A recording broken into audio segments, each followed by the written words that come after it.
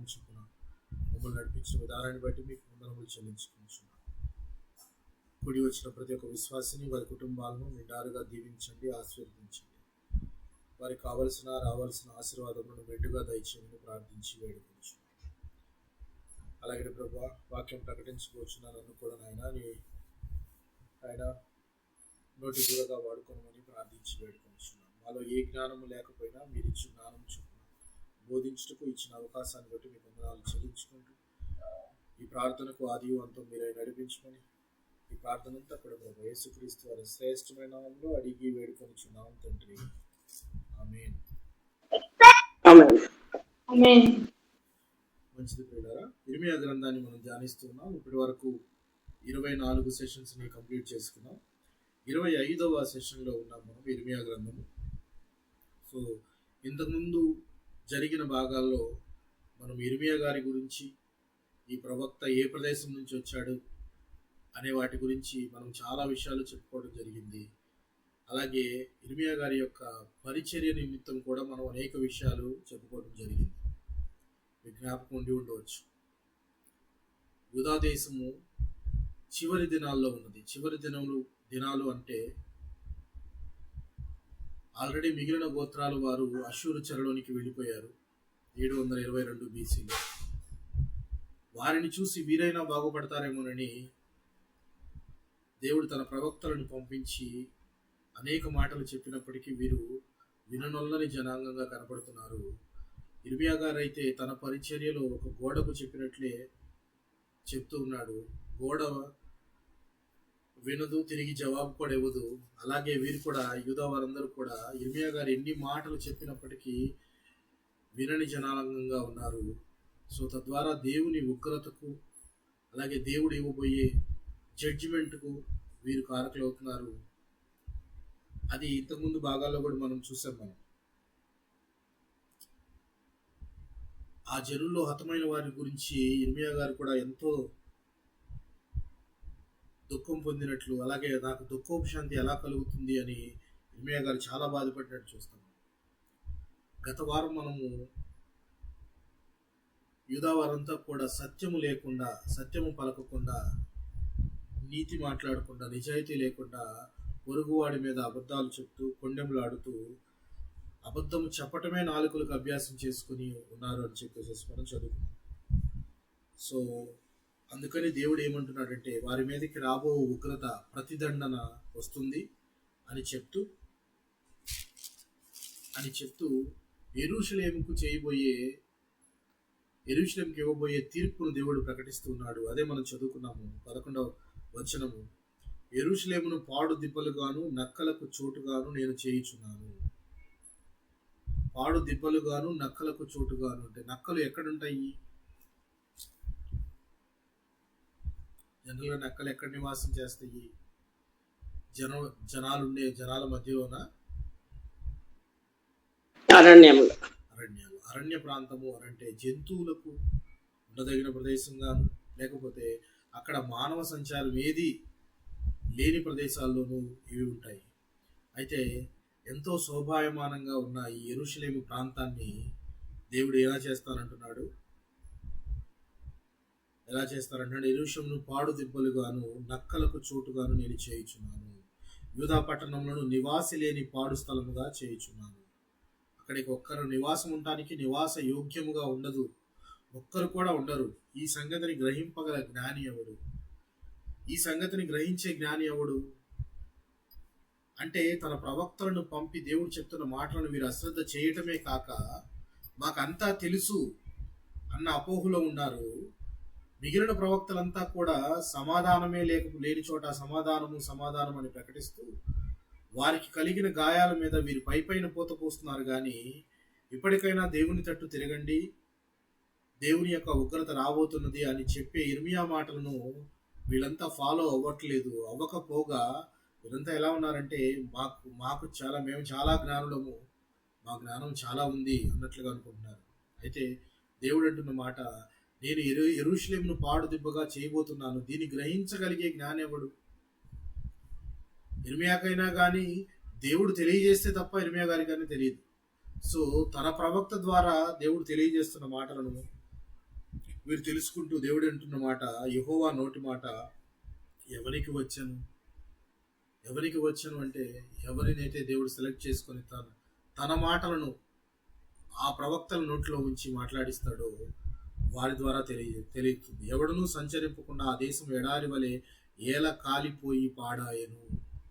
అంటే ఇక్కడ మనకు అర్థమవుతుంది, అప్పటికి అవ్వలేదు, కానీ రాబో ఉగ్రతను ఎలా అవబోతుంది అనేది చాలా క్లియర్గా ఎక్స్ప్లెయిన్ చేస్తున్నాడు దేవుడు ఇక్కడ. వాడు దిబ్బగాను, అలాగే నక్కలుండే ప్రదేశం గాను. ఇక్కడ స్టేట్మెంట్ చూస్తే, ఎవడునూ సంచరింపకుండా ఆ దేశం ఎడారి వలె ఏల కాలిపోయి పాడైపోయాను. అంటే ఆ నగరము, ఆ పట్టణం అంతా కాలిపోబోతుంది. కాలి బూడిదైపోతే ఇంకేముంటాయి? చెట్లు ఉండదు, పుట్టు ఉండదు, మొత్తం ఒక ఎడారి ప్రాంతం లాగా అయిపోతుంది. అంటే కాలిపోబోతుంది, ఒక పాడు దిబ్బగా అవుతుంది. అలాగే నక్కలు సంచరించే ప్రాంతంగా, మనుషులు ఎవ్వరు సంచారం లేకుండా ఉండేట్టుగా ఈ ప్రాంతము అవబోతుంది. ఇది ఎవరి వలన జరుగుతుంది? ఇది ఎవరి తప్పిదం? ఇది ఎవరి తప్పిదాన్ని బట్టి దేవుడు ఈ విధంగా శిక్ష వేస్తారంటున్నాడు? ఎవరు ప్రజలు? యూదా జనాంగమే. వారు నా మాట వినకయు దానిని అనుసరింపకయు. ముందు మాట వినుట శ్రేష్టము, ఆజ్ఞలను గైకొనుట శ్రేష్టము బలులు అర్పించట కంటే. దేవుడికి మనం అనేక బహుమానాలు ఇవ్వటము, లేకపోతే చర్చెస్లో సంఘాలను మనం రకరకాల ఈవెంట్స్కి డబ్బులు ఖర్చు పెట్టడము, ఇవి గొప్ప విషయాలు కాదు. కానీ ముందు నీ హృదయాన్ని దేవుడికి ఇవ్వకుండా ఇవన్నీ పనులు చేసినా కానీ దేవుడికి ఇష్టం ఉండదు. ముందు దేవుడి మాట లేక ఆజ్ఞ గైకొనాలి. ఆయన ఆజ్ఞను గైకొనాలి, ఆయన మాటను అనుసరించి నడుచుకోవాలి జీవితంలో. అది దేవుని ఆనందపరిచే విషయం. కానీ నువ్వెంత డబ్బులు ఖర్చు పెట్టినా, లేక ఎలాంటి విషయాల్లో నువ్వు ముందుండి చేసినా అవి దేవునికి ఇష్టమైనవి కావు. ముందు నువ్వు దేవునికి సరెండర్ చేసుకోవాలని దేవుడు చెప్తూ ఉన్నాడు. వీరంతా చేసిన మిస్టేక్ అదే. మాట వినకయు దానిని అనుసరింపకయు నేను వారికి నియమించిన నా ధర్మశాస్త్రమును విసర్జించి, నేను ఏదైతే నియమించానో వారికి ఆ ధర్మశాస్త్రాన్ని విసర్జించారు. కంప్లీట్గా వారు దాన్ని ఫాలో అవటం మానేశారు. దానిలో ఉన్న వాటి అర్థాలే మారిపోయేటట్లుగా దాన్ని అసలు విసర్జించేశారు. తమ హృదయ మూర్ఖత చొప్పున జరిగించుటకై మూర్ఖులైపోయారు. తమ పితరులు చేసిన తప్పులే వీళ్ళు కూడా చేస్తూ బయలుదేవతలు, అన్య దేవతల విగ్రహాలను పెట్టుకుంటూ వాటిని పూజిస్తూ దేవునికి బహుకోపం పుట్టించి ఇంత ఉగ్రత రావడానికి కారణమవుతూ ఉన్నారు. మనము ఇప్పుడు యూదాకు ఇచ్చిన ప్రవచనాల్లో మూడవ ప్రవచనంలో ఉన్నాం. మొదటి ప్రవచనంలో దేవుడు రెండవ ప్రవచనంలో దేవుడు అన్న మాటలు మనం జ్ఞాపకం చేసుకోవాలి. ఆల్రెడీ ఒకరికి నేను పరిత్యాగ పత్రిక ఇచ్చేశాను అని చెప్తాడు. ఎవరి గురించి చెప్తున్నాడు? ఎవరి గురించి ఆ మాట అంటాడు దేవుడు? ఆల్రెడీ నేను ఒకరికి పరిత్యాగ పత్రిక ఇచ్చేశాను.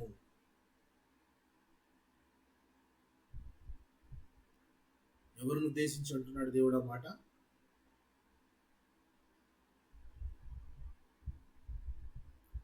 జ్ఞాపకం ఉందా మీకు? రైట్.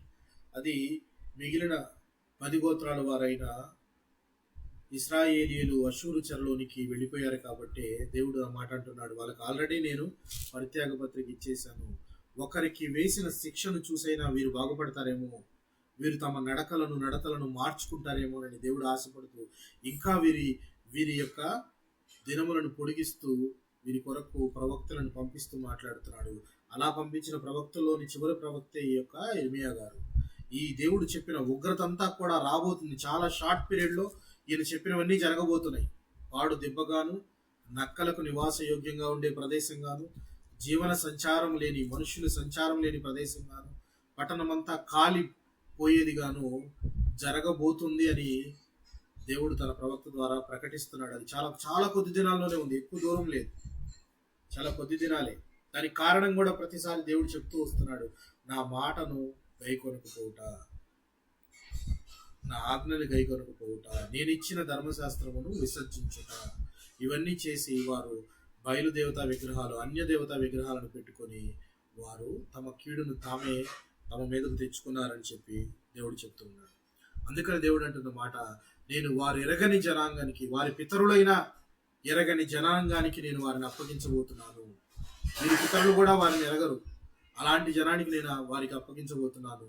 అక్కడ వారు చేదు కూరలు తింటారు, విషజలము త్రాగుతారు, వారిని అలా త్రాగిస్తానని చెప్పి దేవుడు చెప్తున్నాడు.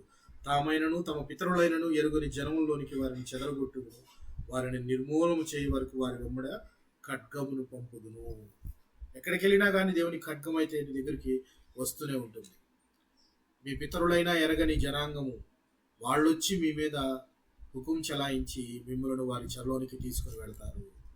చేదు కూరలు తినాల్సి వస్తుంది, అక్కడ విషజలము తాగిస్తాను.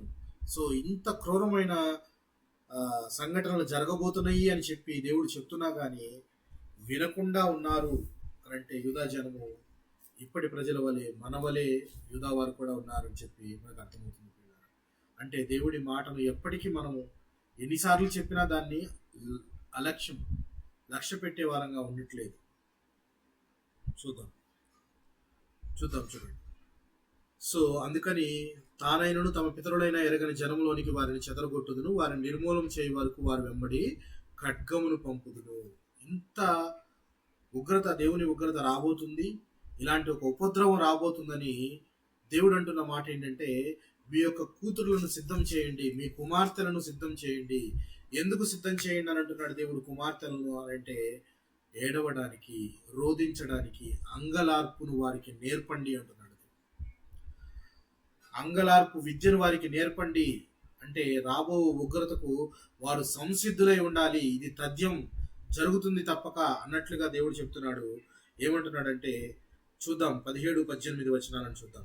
9వ అధ్యాయం 17-18 వచనాలను గమనిద్దాం.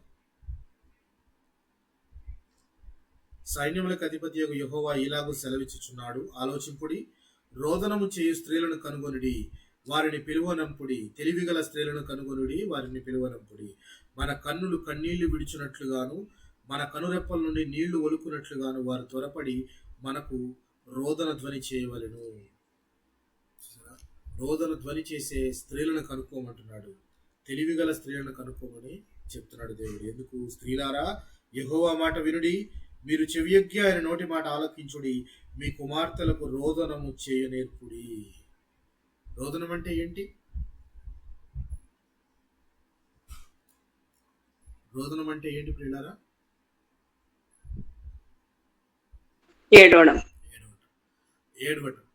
ఏడవటం నేర్పించండి, అంగలార్పు నేర్పించండి వారికి. చూడండి, వీధులు మీ కుమార్తెలకు రోదనము చేయనేర్పుడి, ఒకరికొకరు అంగలార్పు విద్య నేర్పుడి. వీధులలో పసిపిల్లలు లేకుండాను, రాజమార్గంలో ఎవ్వరం లేకుండా వారిని నాశనం చేయుటకై మరణము మన కిటికీలను ఎక్కుచున్నది, మన నగరంలో ప్రవేశిస్తూ ఉన్నది.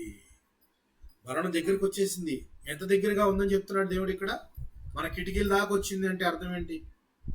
మన ఇంటి దాకా వచ్చిందనే కదా. మన ఇంటి కిటికీ దాకా వచ్చింది అంటే అర్థం దగ్గర ఉందనా దూరం ఉందనా?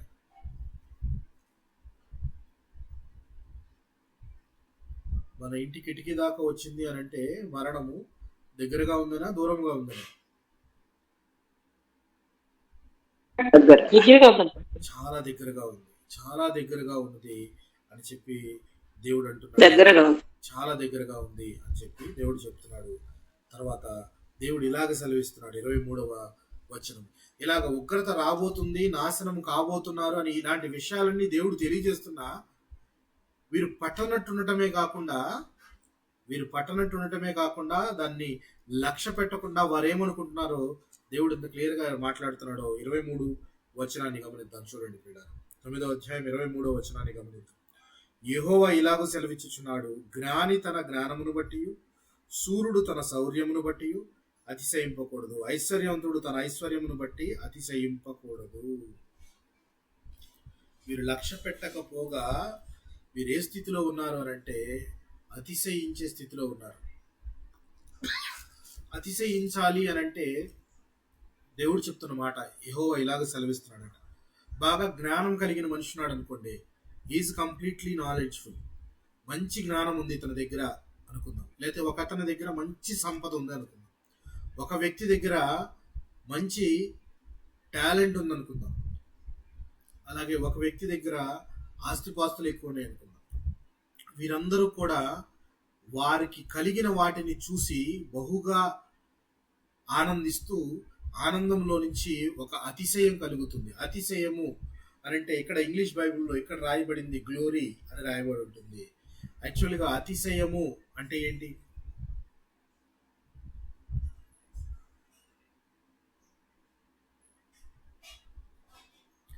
అతిశయించడం అంటే ఏంటి పిల్లరా?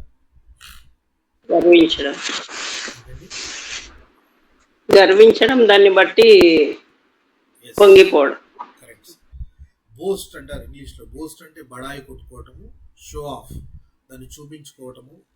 జ్ఞానం కలిగిన వ్యక్తి కానీ, సంపద కలిగిన వ్యక్తి కానీ, లేక ఒక టాలెంట్ ఉన్న వ్యక్తి కానీ వారు తమకున్న వాటిని బట్టి అతిశయిస్తూ పొగరుతో, ఒక ఉప్పొంగిన తనంతో, నా దగ్గర ఇది ఉంది కదా, ఇది నా దగ్గర ఉన్నది వేరే వాళ్ళ దగ్గర లేదు కదా అని ఒక ఉప్పొంగే తనం ఉంటుంది చూసారా?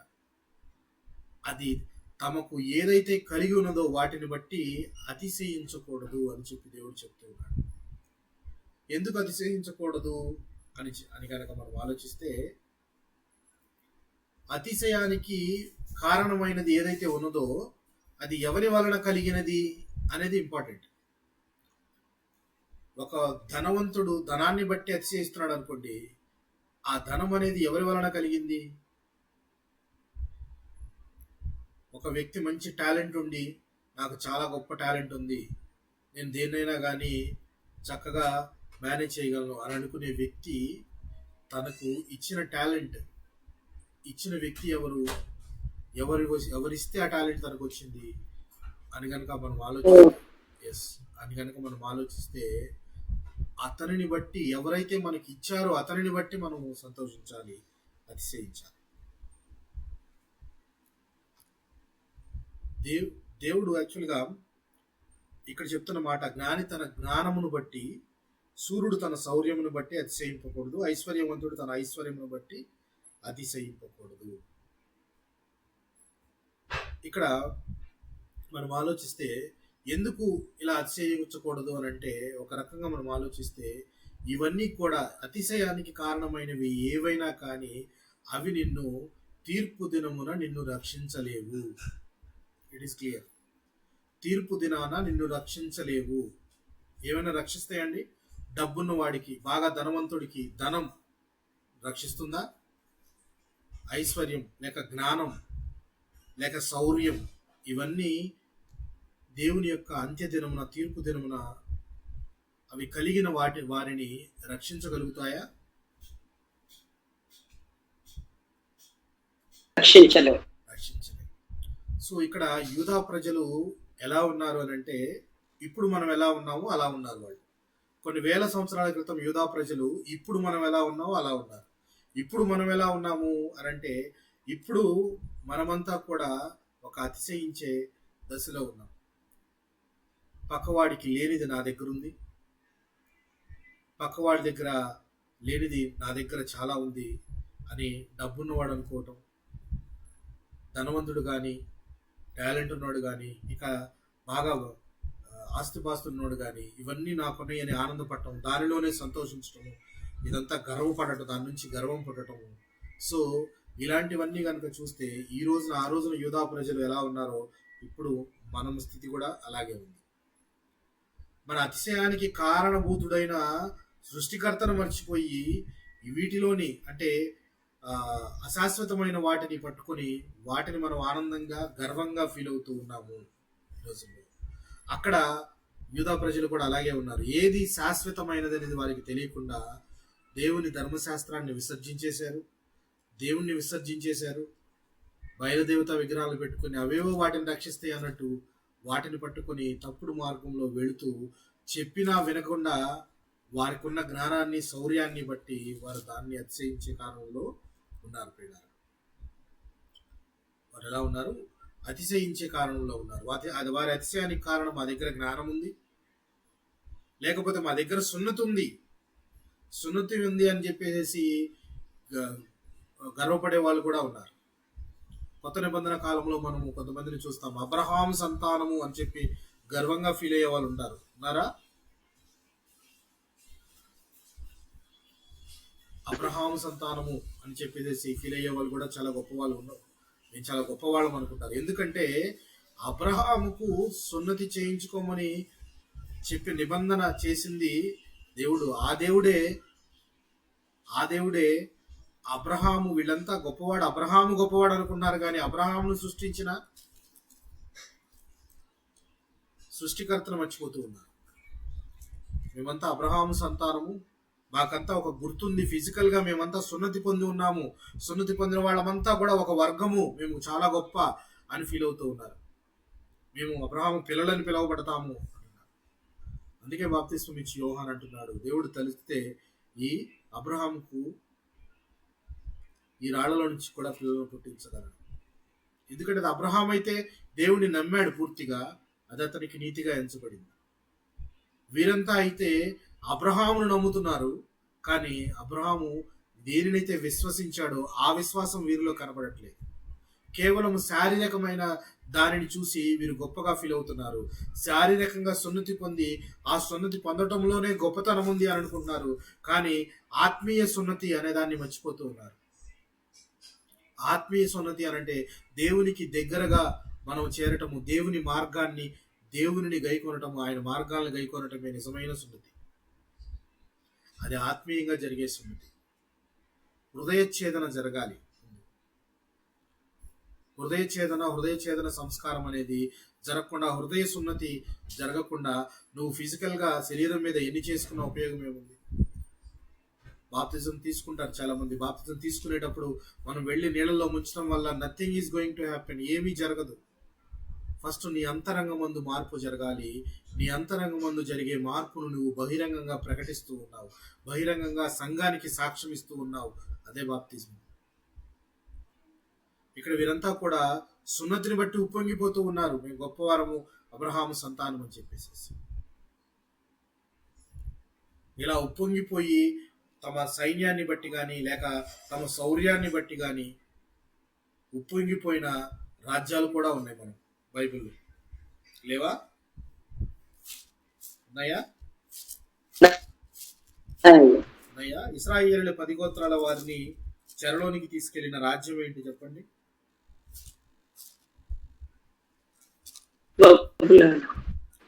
ఇశ్రాయేలీల 10 గోత్రాల వారిని చెరలోనికి తీసుకెళ్లి వెళ్ళిన రాజ్యం ఏంటి చెప్పండి? అష్షూర్. ఎవరండి? అష్షూరు రాజులు. 722 BCలో అష్షూరు రాజులు దాడి చేసి ఈ 10 గోత్రాల వారిని తమ చెరలోనికి తీసుకుని వెళ్ళిపోయారు. ఇది తీసుకువెళ్ళడానికి వెనక గల కారణాన్ని కనుక మనం గమనిస్తే, కారణాలు అనేకం అవ్వచ్చు, కానీ తీసుకెళ్ళగలిగాడు అష్షూరు రాజు అంటే అది అష్షూరు రాజు బలమా లేక దేవుడు దానికి అనుమతించాడా?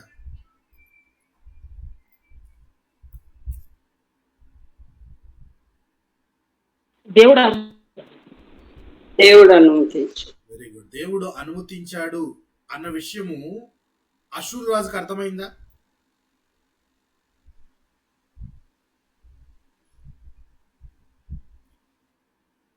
దేవుడు అనుమతిస్తేనే గాని నేను ఈ ఇశ్రాయేలీల 10 గోత్రాల వారిని నా చెరలోనికి, నేను వారిని మీద విజయం సాధించాను అని, దానికి వెనక కారణము యెహోవా దేవుడు అప్పగిస్తేనే ఇలా జరిగింది అంతేగాని అని అనుకుంటున్నాడా? లేక లేదు ఇది నా బలము, ఇది నా గొప్పతనము, నాకు ఇంతమంది సైన్యం ఉన్నారు, నేను ఇంతమందిని జయించాను, ఇది కేవలము నా గొప్పతనం అనుకుంటున్నాడా? నా గొప్పతనం అనుకుంటున్నాను. దేనిని బట్టి అతిశయిస్తున్నాడు ఆయన? తనకున్న రాజ్యాన్ని, తనకున్న సైన్యాన్ని, తనకున్న బలాన్ని బట్టి అతిశయిస్తూ ఉన్నాడు.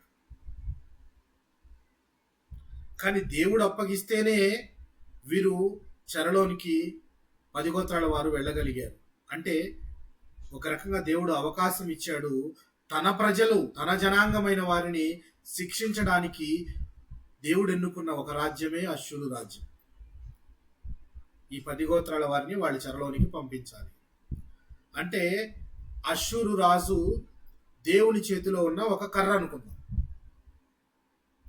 ఈ కర్రతో ఇశ్రాయేలీల 10 గోత్రాల వారిని దేవుడు కొడుతున్నాడు. కొడుతూ ఉన్నప్పుడు కర్ర అతిశయించింది అనుకోండి, నాదే గొప్పతనము, నా బలం వల్లే వీళ్ళంతా శిక్ష అనుభవిస్తున్నారని కర్ర అనుకుందనుకోండి,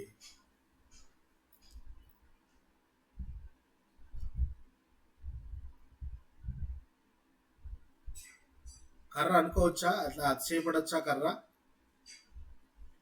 చెప్పడం కర్ర అతిశయపడొచ్చా? ఎందుకంటే దేవుడు అష్షూరు రాజును ఒక కర్రలాగా వాడుకున్నాడు, ఒక సాధనములాగా వాడుకున్నాడు. తన ప్రజలైన వారిని దండించడానికి, వారిని సరైన మార్గంలో పెట్టడానికి ఒక ఒక కాపరిగా వాడుకున్నాడు అనుకుందాం. అయితే అష్షూరు రాజు అలా అనుకోవట్లేదట. ఆయన అలా అనుకోవట్లేదు. మనమంతా ఏమనుకుంటున్నాము? దేవుడు అప్పగిస్తేనే వాళ్ళు ఆయన చేతికి వెళ్ళగలిగారు అని అనుకుంటున్నాం. కానీ అష్షూరు రాజు మాత్రం అలా అనుకోవట్లేదు. నేను చక్రవర్తిని, చాలా గొప్ప రాజుని, నాకున్న గొప్ప బలము చేతనే నేను వీళ్ళందరినీ ఇన్ని సామ్రాజ్యాలను జయించుకుంటూ వచ్చాను అని అనుకుంటున్నాడట. చూద్దాం ఆ మాట. యెషయా గ్రంథము 10వ అధ్యాయము, యెషయా గ్రంథము 10వ అధ్యాయము 7, 8, 9 వచనాలను చదువుకుందాం. అయితే అతడు అలాగనుకొనుడు. ఎవరి గురించి చెప్తున్నాడు ప్రియులారా? ఈ మాటలు ఎవరి గురించి చెప్తున్నాడంటే యెషయా గారు, పర్టికులర్గా యెషయా గారు అష్షూరు రాజ్యం గురించి చెప్తున్నాడు. ఎందుకంటే 5వ వచనంలో మనం చూడొచ్చు, అష్షూరీయులకు శ్రమ రాయబడింది. అష్షూరీయులకు శ్రమ అని చెప్తూ, వారు నా కోపమునకు సాధనమైన దండము, నా దుడ్డు కర్ర, నా ఉగ్రత వారి చేతిలో ఉన్నది. అంటే నా దుడ్డు కర్ర అష్షూరు, నా ఉగ్రత, నా కోపం వారు. సో నేను కోపం చూపించాలి అని అంటే ఈ కర్రను వాడాలి. నేను ఈ అష్షూరు అనే కర్రను వాడితే నా ప్రజలు దారిలోకి వస్తారని దేవుడు అంటున్నాడు. అయితే అతడు అలాగనుకోవట్లేదట. ఎవరు? కర్రగా వాడబడిన, సాధనముగా వాడబడిన అష్షూరు రాజు మాత్రం అలా అనుకోవట్లేదట. ఏమనుకుంటున్నాడట? 7వ వచనంలో, అయితే అతడు అలాగనుకొనడు, అది అతని ఆలోచన కాదు, నాశనము చేయవలననియు చాలా జనములను నిర్మూలనము చేయవలననియు అతని ఆలోచన. ఇదంతా దేవుడిచ్చింది కాదు, నేను మాత్రం ఇది నా బలమే అని చెప్పుకుంటూ ఆయన అందరినీ నాశనం చేయాలి అన్నట్లుగా అనుకుంటున్నాడు. అతను ఇట్లా అనుకొనుచున్నాడు, నా అధిపతులందరూ మహారాజులు కారా? నా దగ్గర ఉన్న అధిపతులందరూ మహారాజులు కారా? అలాగే కల్నో కర్కెమిషు వలె నుండలేదా? హమాతు అర్పాదు వలె నుండలేదా? షోమ్రోను దమస్కు వలె నుండలేదా? ఇవన్నీ ఆయన జయించిన సామ్రాజ్యాలు. ఇన్ని సామ్రాజ్యాలు నేను జయించుకుంటూ వచ్చాను కదా. కల్నో కర్కమిషు, హమాతు అర్పాదు వలె నుండలేదా? షోమ్రోను దమస్కు వలె ఉండలేదా అని చెప్తూ, విగ్రహములను పూజించు రాజ్యములు నా చేతికి చిక్కినవి కదా. ఎవరైతే విగ్రహారాధనలు చేసే ఈ రాజ్యాలన్నీ కూడా నా చేతికి చిక్కినాయి కదా. విగ్రహాలను పూజిస్తారు వీళ్ళు, విగ్రహారాధికులు వీళ్ళు. అలాంటి వారు నా చేతికి చిక్కారు,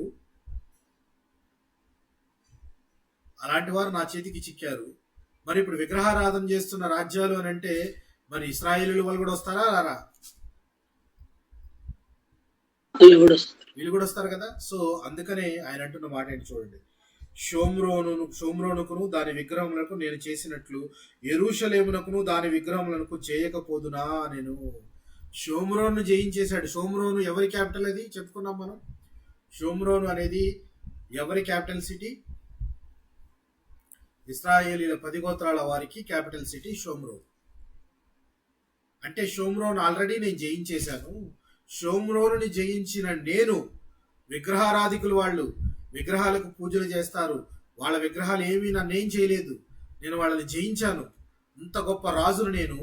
అలాంటి షోమ్రోనును జయించగలిగిన నేను యెరూషలేమును జయించలేనా? యెరూషలేములో విగ్రహారాధన ఉందా లేదా?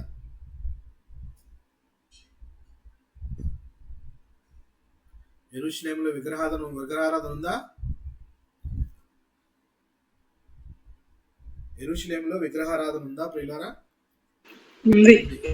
ఉంది. కాబట్టి ఇర్మియా గారు ఇప్పుడు చెప్తున్న మాట, ఇప్పుడు దాకా మనం చదువుకున్నది కూడా అదే. ఎందుకు పూర్తిగా యెరూషలేము నాశనం చేస్తారంటే బయలుదేవతా విగ్రహాలను పెట్టుకుని పూజిస్తున్నారు. అష్షూరు రాజు అంటున్నాడు, నేను షోమ్రోను జయించేశాను కదా, నాకు యెరూషలేము ఏం లెక్క? వీళ్ళందరూ మిగిలిన రాజ్యాలందరూ, సిరియా, దమస్కు, ఈ రాజ్యాలన్నీ కూడా విగ్రహారాధికులైన పట్టణాలను నేను జయించాను, షోమ్రోను కూడా జయించేశాను. అలాంటిది యెరూషలేమును జయించలేనా?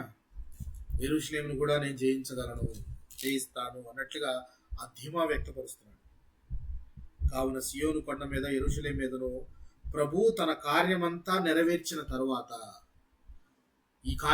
ప్రభు కార్యమంతా నెరవేర్చిన తర్వాత ఏమంటున్నాడు చూడండి. అష్షూరు రాజు హృదయమందు గర్విస్తున్నాడు, ఇది నా గొప్పతనము అని. దానికి దేవుడు అంటున్న మాట చూడండి. నేను అష్షూరు రాజు యొక్క హృదయ గర్వం వలని ఫలమును బట్టి అతని కన్నుల అహంకారపు చూపులను బట్టి అతని శిక్షింతును. దేనిని బట్టి శిక్షిస్తానంటున్నాడు దేవుడు? ఆ రాజు యొక్క హృదయ గర్వము, దాని వలన వచ్చిన ఫలము, అతని కన్నుల అహంకారపు చూపు. అహంకారం ఎక్కడి నుంచి వచ్చింది ఆయనకి?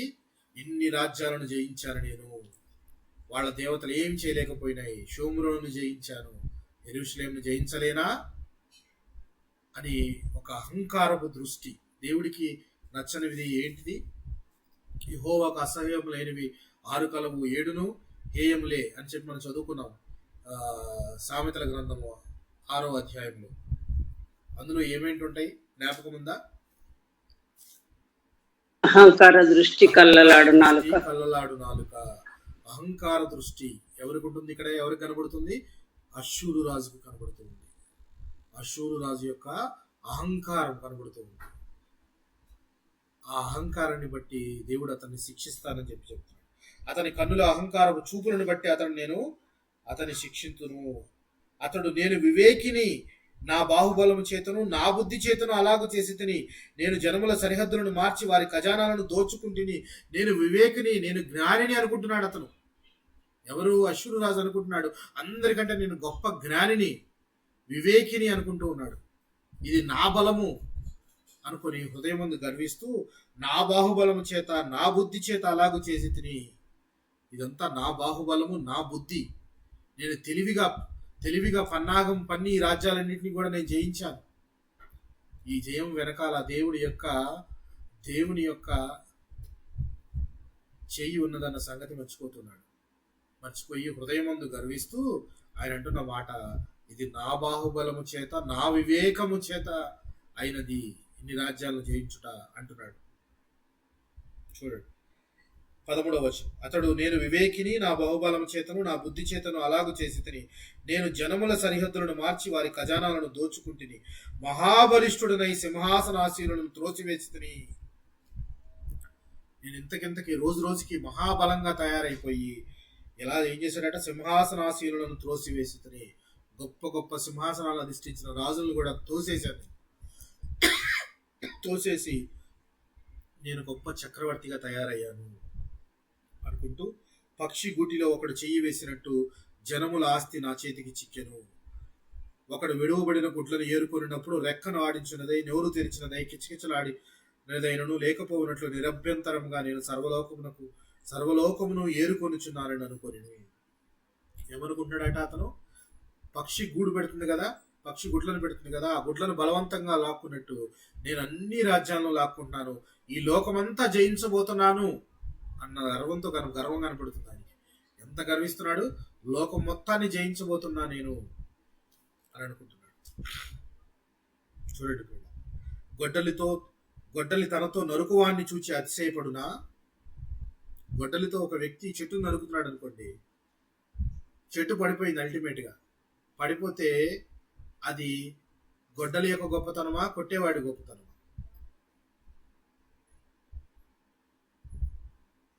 కొట్టేవాడు.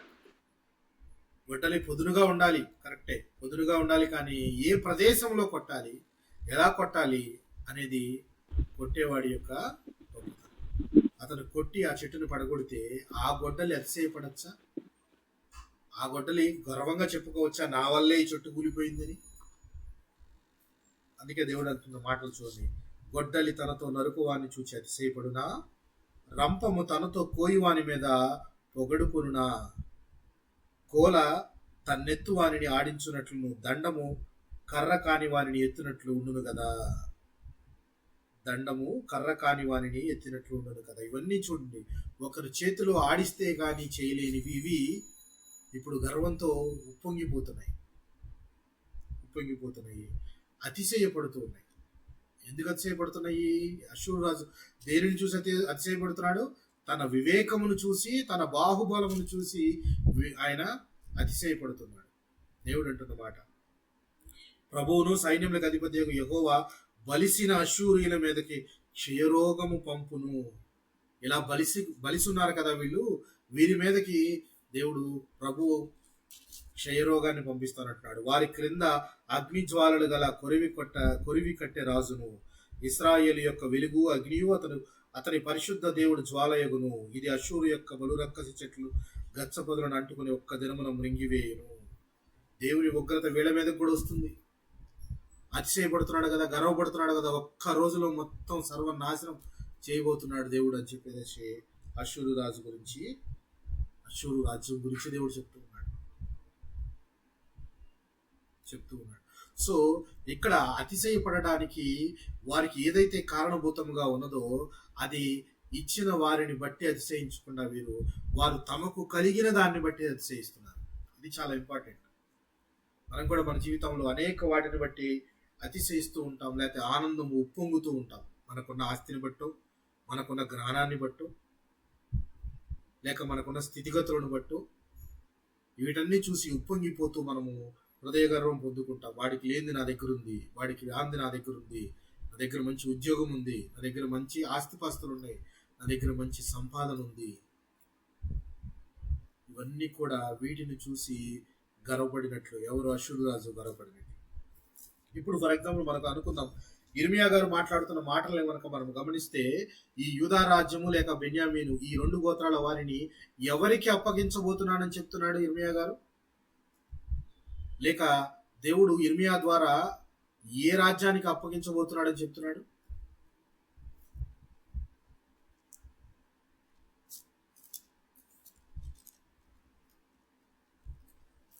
ఏ రాజ్యానికి అప్పగించబోతున్నాడని చెప్తున్నాడు పిల్లారా? వింటున్నారా?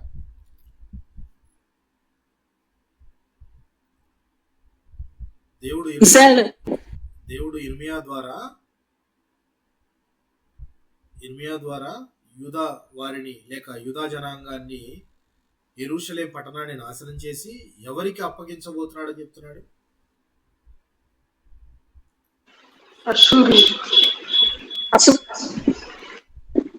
అశ్షూరీయులు మాట్లాడుకున్నాం, అయిపోయింది. అశ్షూరీయుల చెరలోనికి అన్నదమ్ములు 10 గోత్రాల వారు వెళ్ళిపోయారు. మిగిలిన వారిని ఎవరికి అప్పగించబోతున్నాడని చెప్తున్నాడు? ఉత్తర దేశం నుండి ఒక జనం వస్తుందని చెప్పాను. పూర్వముఖము కలిగిన జనము, వారు జాలి చూపెట్టరని చెప్పాను. వారి వింటలు చాలా వాడిగా ఉంటాయి, వారికి భాష రాదు అని మనం చెప్పుకున్నాం ఇంతకుముందు సెషన్స్ లో. వారెవరో కాదు, బబులోనియుల చేతికి వీరిని అప్పగించబోతున్నాడు కదా దేవుడు. మరి బబులోను కూడా యెరూషలేమును జయించిన తర్వాత వారు కూడా అతిశయపడ్డారు, వారు కూడా గర్వంగా ఫీల్ అయ్యారు. అయితే వారిని గురించి కూడా యెషయా గారు తన గ్రంథంలో గ్రంథస్థం చేశాడు. చూద్దాం ఆ మాట. యెషయా గ్రంథము 13వ అధ్యాయము మొదటి వచనాన్ని కనుక గమనిస్తే మనము, ఆమోజు కుమారుడైన యెషయాకు బబులోను గురించిన ప్రత్యక్షమైన దైవోక్తి. బబులోను గురించి మాట్లాడుతున్న మాటలు చూడండి. 12వ వచనాన్ని కనుక మనం గమనించినట్లయితే, అహంకారుల అతిశయమును మాన్పించేదను, బలాత్కారుల గర్వమును అణిచివేసేదను. అహంకారుల అతిశయమును మాన్పించేదను అంటే అహంకారులుగా ఇక్కడ ఎవరు కనబడుతున్నారంటే బబులోనీయులు. సో వీరికి కూడా సేమ్ ఎలాగ అశ్షూరు రాజు హృదయమందు గర్వించాడో ఈ బబులోనీయులు కూడా హృదయమందు గర్వించారు. దేవుడు తన జనాంగాన్ని వారికి అప్పగించిన దాన్ని వారు అడ్వాంటేజ్ గా తీసుకొని ఇది మా గొప్పతనము అన్నట్లుగా హృదయమందు గర్వించారు. అయితే ఇలాగ గర్వించిన అహంకారులకు వారి గర్వాన్ని నేను అణిచేదనని చెప్పి దేవుడు తన ప్రవక్త అయిన యెషయా గారి ద్వారా అనేక సంవత్సరాల ముందే చెప్పాడు. ఎంత గొప్ప విషయం అంటే ఇది మనం ఆలోచిస్తే ప్రియులారా, యెషయా గారు ఈ గ్రంథం రాసే సమయానికి వీరు ఇంకా చెరకు వెళ్ళలేదు. యెషయా గారు 700 BCలో ఆయన తన పరిచయం చేశాడు. ఇర్మియా గారి కాలం ఏంటి? ఆల్మోస్ట్ 580 580 అంటే ఇర్మియా గారు రాకముందే 200 సంవత్సరాలకు ముందే ముందే ఆయన 586 సంవత్సరంలో బబులోనీయులు దాడి చేస్తారు, తీసుకొని వెళతారు వీళ్ళందరినీ అని చెప్పి తీసుకొని వెళ్ళిన ఈ బబులోనీయుల యొక్క హృదయ గర్వాన్ని బట్టి దేవుడు వాళ్ళని కూడా అణిచివేస్తాడు అని చెప్పటము ఎంత గొప్ప మాట చూడండి మీరు. అంటే ఒక సంఘటన ఇంకా జరగలేదు, ఎప్పుడో ఫ్యూచర్లో జరుగుతుంది. ఫ్యూచర్లో ఎప్పుడో 200 సంవత్సరాల తర్వాత బబులోనీయులు వస్తారు, వాళ్ళు వచ్చి యూదావారిని చెరలోనికి తీసుకొని వెళతారు. తీసుకొని వెళ్ళిన కొన్నాళ్ల తర్వాత వారి గర్వాన్ని బట్టి బబులోనీయులు కూడా అణిచేస్తాడు దేవుడు అని తన ప్రవక్త ద్వారా యెషయా గారి ద్వారా ఎంత చక్కగా రాయించాడో చూడండి. అహంకారుల అతిశయమును మాన్పించేదను, బలాత్కారుల గర్వమును అణిచివేసేదను, బంగారు కంటే మనుష్యులను, ఓఫీరు దేశపు సువర్ణము కంటే నరులను అరుదుగా ఉండజేసేదను. సైన్యములకు అధిపతి యెహోవా ఉగ్రతకును ఆయన కోపాగ్ని దినముకును ఆకాశం వణుకుచున్నట్లు భూమి తన స్థానము తప్పునట్లు నేను చేసేదను. ఇలాంటి హృదయ గర్వం కలిగిన బబులోనీయులను నాశనం చేయడానికి దేవుడు వారి మీదకు మాదీయులను తీసుకొని రాబోతున్నాడు అని చెప్పి మనము చూడొచ్చు. 17వ వచనం. అంటే దేవుడు ఇచ్చిన దాన్ని బట్టి మనం ఎప్పుడు అతిశయపడకూడదని ఈ రాజ్యాలను చూసి మనకు అర్థమవుతాయి. దేవుడు తనకిష్టమైన జనాంగము, తన ప్రజలైన వారిని వీరి చేతికి అప్పగించాడు అంటే దాని అర్థము దేవుడు ఎలా చేశాడు కాబట్టి అది వాళ్ళకి వల్లయింది, అంతేకాని ఇది వీరి యొక్క భుజబలము లేక వారికి ఉన్న శౌర్యమో వారికి ఉన్న వివేకమో జ్ఞానమో కాదు. అది వారు ఎరగలేదు, ఎరగక హృదయమందు గర్వించారు. అందుకే దేవుడు వారి నాశనాన్ని కూడా దేవుడు తన ప్రవక్త ద్వారా రాయించి ఉంచాడు.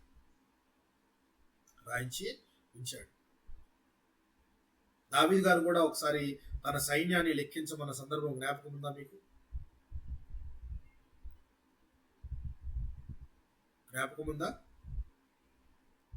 దావీదు గారు కూడా తన సైన్యాన్ని లెక్కించమంటాడు. అలాగే హిజ్కియా గారు అయితే బబులోను దేశం నుంచి వచ్చిన వారిని పరామర్శించడానికి వచ్చిన వారికి మొత్తం యెరూషలేము మందిరము, ఆయనకున్న ఆ దేశానికి, ఆ రాజ్యానికి, యెరూషలేము రాజ్యానికి ఉన్న ప్రతిదాన్ని తిప్పి చూపిస్తాడు. జ్ఞాపకం ఉందా మీకు అది?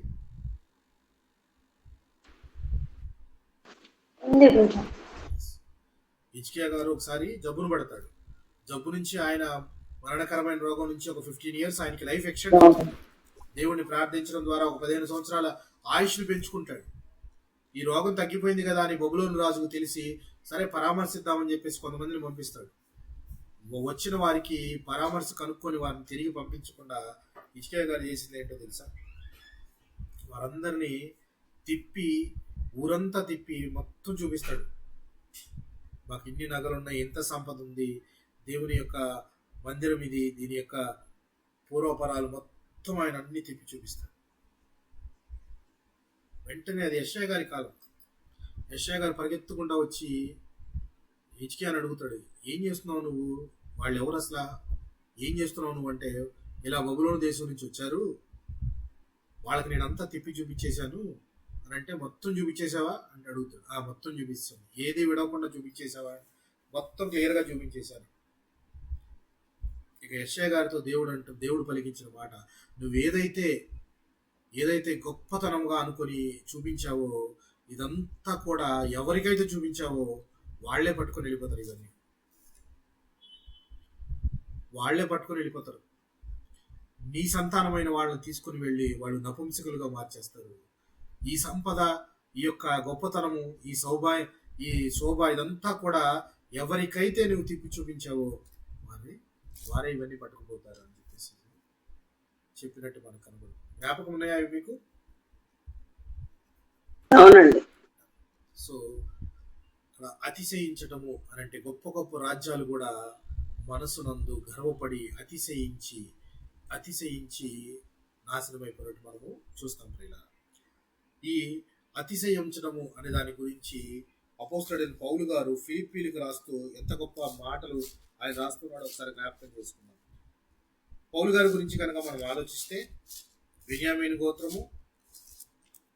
గోత్రికుడు, ఫారసీ వంశానికి చెందినవాడు, అంటే పరిసయ్యుల తెగకు చెందినవాడు. విద్యావంతుడేనా? చదువుకున్నాడా? గమలీయేలు పదాల దగ్గర ధర్మశాస్త్రాన్ని అభ్యసించిన వ్యక్తి. సో గర్వించడానికి ఈయన దగ్గర, పౌలు గారి దగ్గర అనేకమైన కారణాలు ఉన్నాయి.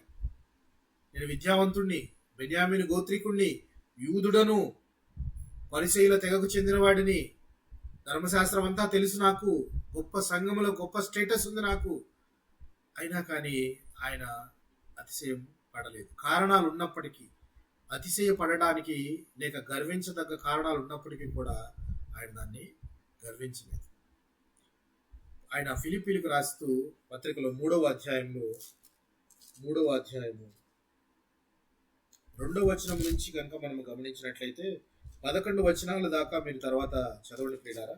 2వ వచనంలో 3వ అధ్యాయంలో 2వ వచనాన్ని 3వ వచనాన్ని నేను చదువుతాను.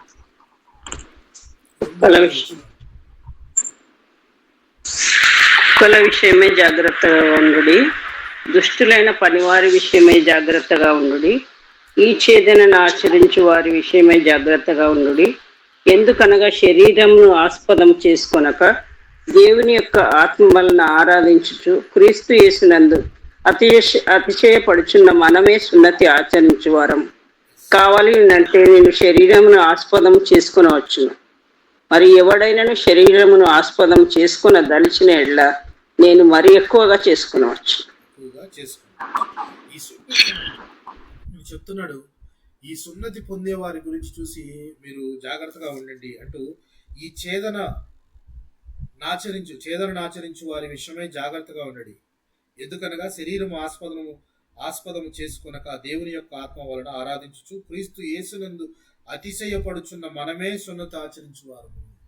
అతిశయపడాలి అని అంటే ఆయన ఇండైరెక్ట్ గా చెప్తున్నాడు, క్రీస్తు యేసునందే మనం అతిశయపడాలి, కానీ సున్నతున్నదనో అబ్రహాము సంతానమనో లేకపోతే ఈ గొప్పతనమనో కాదు కానీ అని చెప్తూ ఆయన అంటున్న మాట 6వ వచనం చూద్దాం. చూడండి పోయారు, ధర్మశాస్త్రము వలని నీతి విషయము అనింజుడనే ఉంటిని, ఆయనను ఏవేవి లాభకరములై ఉండెనో వాటిని క్రీస్తు నిమిత్తము నష్టముగా ఎంచుకొంటిని. ఆయనకి లాభకరంగా ఉన్నవి, మా పౌలు గారికి లాభకరంగా ఉన్నవి, లేదా సంఘములో ఆయనకంటూ ఒక స్టేటస్ ఇచ్చేవి చాలా ఉన్నాయి. ఏంటేంటి అని గమనిస్తే కనుక ఒకసారి చూస్తే 5వ వచనంలో ఆయన బెన్యామీను గోత్రంలో పుట్టాడు, హెబ్రీయుల సంతానము, ధర్మశాస్త్రాన్ని అభ్యసించాడు, పరిసయ్యుడు, అలాగే ధర్మశాస్త్రము వలన నీతి విషయమై అనింద్యుడునై ఉంటుంది. ధర్మశాస్త్రం వల్ల ఆయన నీతి విషయమై అనింద్యుడు అంటే ధర్మశాస్త్రాన్ని ప్రకారం చూసినట్లయితే ఆయనలో ఏ తప్పు లేదు అన్నట్లుగా ఉంది. అంటే ఇన్ని గర్వానికి కారణాలు ఉన్నప్పటికీ ఆయన ఏవేవి లాభకరమైనవి నా యొద్దుండినో వాటన్నిటిని ఆయన పెంటతో సమానంగా తలిచేసి క్రీస్తు విషయంలోనే అతిశయపడుతూ ఉన్నాడు. క్రీస్తు నిమిత్తం నష్టముగా ఎంచుకున్నాడు. అవన్నీ నష్టాలే నాకు. నేను ఏదైతే లాభం అని అనుకుంటున్నానో అవన్నీ నాకు నష్టాలు. మనం కూడా మన జీవితంలో గర్వంగా ఫీల్ అయ్యేవి లేక అశాశ్వతమైనవి మన దగ్గర ఉన్న ప్రతిదీ కూడా నష్టముగా ఎంచుకోవాలి. క్రీస్తు యేసునే లాభంగా ఎంచుకోవాలి. రెండు వైపులా ఉంచితే లాభం ఏది నష్టం ఏది అని మనం ఎంచుకోగలిగితే క్రీస్తు విషయం అయితే లాభము ప్రతి విషయము, మిగిలినది ఏదైనా కానీ నష్టమే. ఆయన అంటున్నమాట చూడు, నిశ్చయముగా నా ప్రభు అయిన యేసుక్రీస్తుని గురించి అతి శ్రేష్టమైన జ్ఞానము నిమిత్తమై సమస్తమును నష్టముగా ఎంచుకొనుచున్నాను. క్రీస్తు నిమిత్తమైన జ్ఞానమే నిజమైన లాభకరమైన జ్ఞానం. క్రీస్తు నిమిత్తమైన జ్ఞానం అంటే క్రీస్తుని ఎరుగుట, క్రీస్తుని గురించి తెలుసుకొనుట, క్రీస్తు మార్గంలో నడుచుట, అదే నిజమైన జ్ఞానం. అశూరు రాజు అనుకున్నాడు కదా, నేను వివేకిని అని చెప్పేసి. ఎవడైతే నేను జ్ఞానిని అనుకుంటే అతడు అజ్ఞాని అని చెప్పి బైబిల్ చెప్తుంది. నాకంతా తెలుసు అని అనుకున్నాడంటే వాడు అజ్ఞాని. క్రీస్తుని ఎరుగుటే, క్రీస్తు యేసుని ఎరుగుట నిజమైన జ్ఞానము. ఈ లోక జ్ఞానము దేవుని దృష్టికి వెరితనంగా ఉంది. ఈ లోకంలో నాకు చాలా జ్ఞానం ఉంది, నాకు అవి తెలుసు ఇవి తెలుసు ఇన్ని రకాలైన నాలెడ్జ్లు ఉన్నాయి అని అనుకుంటే అది దేవుని దృష్టికి వెరితనం.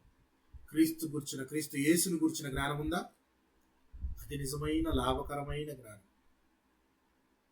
అదే పౌలు గారు అంటున్నాడు, అది నా దగ్గర ఉంది, మిగిలినవన్నీ కూడా నేను సమస్తాన్ని నష్టపరుచుకున్నాను. తనకున్న సోషల్ స్టేటస్ కానీ, తనకున్న ఆస్తిపాస్తులు కానీ, ఇంకేదైనా కానీ వీటన్నిటినీ త్యజించేశాడు.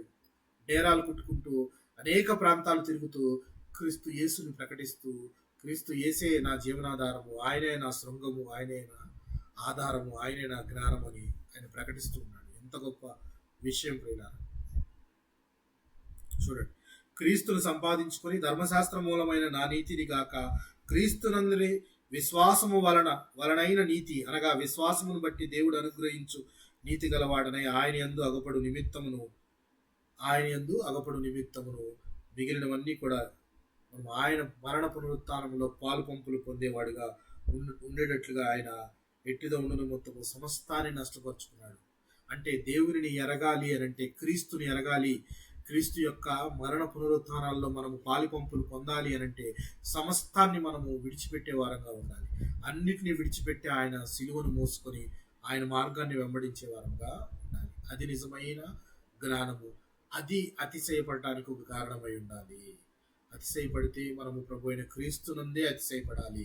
నాకు క్రీస్తున్నాడు, నాకు యేసున్నాడు అన్నది మన అతిశయానికి కారణం అవ్వాలి. కానీ నా దగ్గర ధనం ఉంది, నా దగ్గర ఆస్తి ఉంది, లేక నా దగ్గర జ్ఞానం ఉంది అనేది అతిశయానికి కారణం కాకూడదు అన్నట్లుగా యూదులు ఎలా ఉన్నారట అప్పుడు ఇర్మీయా గారు చెప్తున్నట్లు, అక్కడ యూదులు తమ జ్ఞానమును బట్టి, జ్ఞాని తన జ్ఞానమును బట్టి, సూరత్వం కలిగిన వాడు తన శౌర్యమును బట్టి అతిశయించకూడదని ఇక్కడ ఫిలిప్పీలకు రాసిన పత్రికలో పౌలు గారు కూడా ఎంత చక్కగా రాస్తున్నాడు. చూడండి, పౌలు గారు కూడా ఎంత చక్కగా రాస్తున్నాడు. అదే రోమీలకు రాస్తూ కూడా మనం అతిశయిస్తే ఆయన చేసిన చేతి పనిని చూసి, లేక ఆయన పనిని చూసి మనము అతిశయపడాలి అని చెప్పి రోమీలకు రాసిన పత్రికలో కూడా అంటున్నాడు. ఒకసారి చూద్దాం. రోమీలకు రాసిన పత్రిక 15వ అధ్యాయము 17వ వచనాన్ని గమనిద్దాం.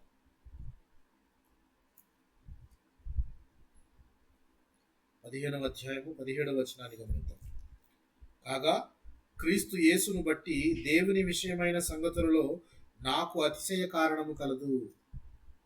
దేవుని బట్టి విషయాల్లో నాకు అతిశయ కారణం కలదు అంటున్నాడు. క్రీస్తు యేసును బట్టి దేవుని విషయమైన సంగతులలో నాకు అతిశయ కారణము కలదు అని చెప్పి రోమీలకు రాసిన పత్రికలో పౌలు గారు అంటూ ఉన్నారు. అదే గలతీ సంఘానికి కూడా రాస్తూ ఆయన ఒక మాట అంటూ ఉన్నాడు. ఏ మాట చూద్దాం. చూడండి, గలతీలకు రాసిన పత్రిక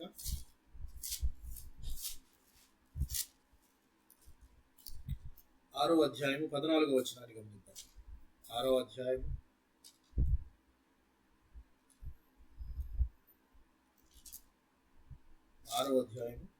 14వ వచనాన్ని గమనిద్దాం.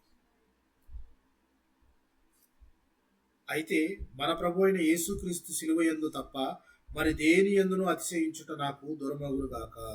దాని వలన నాకు లోకమునకు నేనును సిలువ వేయబడి ఉన్నాము. ఎంత చక్కని మాట పౌలు గారు అంటూ ఉన్నారు. గమనించారా? 14వ వచనం. అయితే మన ప్రభు అయిన యేసుక్రీస్తు శిలువ యందు తప్ప మరి దేని యందు అతిశయించుట నాకు దూరమవును గాక. నేను ఒకవేళ గర్విస్తే నేను ప్రభు అయిన యేసుక్రీస్తు యొక్క శిలువ యందే అతిశయపడాలి. మిగిలిన ఏ విషయంలోనూ నేను గర్వించదగ్గ మనిషిని గాను, అతిశయపడడానికి వీలు లేదు. అది నాకు దూరం అవ్వాలి అంటూ ఉన్నాడు. అంటూ దాని వలన నాకు లోకమునకు నేనును సిలువ వేయబడి ఉన్నాము. చక్కని మాట గలతీ సంఘానికి రాస్తూ ఉన్నాడు. కొరింథీలకు కూడా పౌలు గారు ఒక మాట అంటూ రాస్తున్నాడు. చూద్దాం.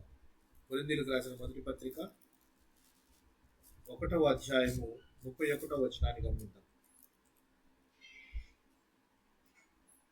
కొరింథీలకు రాసిన మొదటి పత్రిక 1వ అతిశయం పోలను అని వ్రాయబడినది నెరవేరునట్లు దేవుని మూలముగా ఆయన మనకు జ్ఞానమును, నీతియు, పరిశుద్ధతయు, విమోచనమును ఆయను.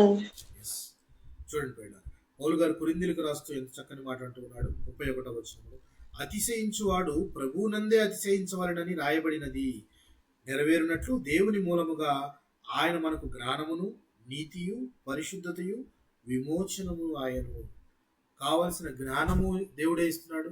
కావలసిన నీతిమంతులుగా ఆయన్ని విశ్వసించడం ద్వారా మనం తీర్చిదిద్దబడుతున్నాం. పరిశుద్ధులుగా గావించబడుతున్నాం, విమోచించబడుతున్నాం. వీటన్నిటికంటే మనకి ఇంకేం కావాలి? వీటన్నిటికంటే కావాల్సిన ఇంకేమైనా ఉన్నాయా? వాటన్నిటిని చూసి ప్రభువునందే అతిశయించబడాలి కానీ మిగిలిన దేని యందు అతిశయించకూడదు అని చెప్పి పౌలు గారు కొరింథీలకు రాస్తూ చక్కగా రాస్తూ ఉన్నాడు.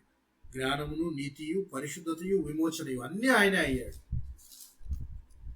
ఎలాగ దావీదు గారు అంటాడు, ఆయనే నా శృంగము, ఆయనే నా దుర్గము. శృంగం అంటే ఏంటి ప్రియులారా?